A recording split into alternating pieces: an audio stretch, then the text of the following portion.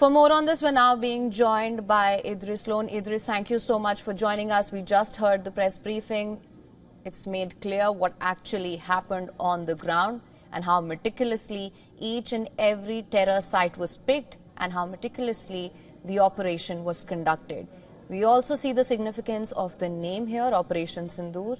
Then we heard the briefing by two young women officers, Colonel Sophia Qureshi and Wing Commander Vyomika Singh, who conducted this briefing.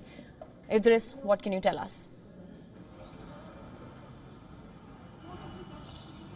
Well, absolutely. The attack from the Indian side has been very precise on the 9 locations which were on the target, precisely targeting these terror camps. But what we are seeing as a retaliation from the Pakistani army on the line of control and in international border is massive destruction. We've seen from the last at least 7 hours, there has been continuous shelling going on at various locations across the line of control in northern part of Kashmir as well as in the Jammu division. We've also seen skirmishes, ceasefire violation by the Pakistani army on the international border as well. Let me tell you that 8 people have been killed so far in the Poonch district. All of them are civilian. They also include women, while as we are told that over 30 people are injured.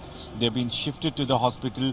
2 of them are critical while others are being treated at the Indian Army's base hospital. The situation is absolutely grim, especially for the people. Idris, I just wanted to clarify these 30 injuries. We're talking about 8 people killed in the Poonch district and then 30 injuries. That's what you're hearing at the moment. I just wanted to clarify.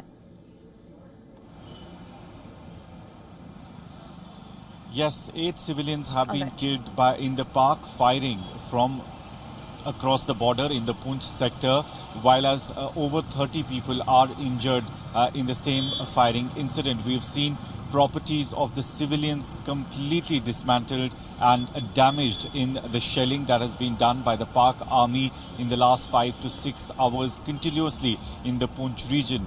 We've also seen the similar kind of action by the Pakistan army on the North Kashmir border, especially in the Kupwara district, where houses basically were made target, civilian houses, and thankfully there were no civilians present inside the houses, but completely destroying those houses. They've burned down and massive destruction reported from Kupwara as well. Pakistani army not only targeting the Indian armed forces posts or bunkers, but they are targeting the civilian population who live very close to the line of control and international border. This seems to be their first reaction in response to by attacking the civil population in Jammu and Kashmir.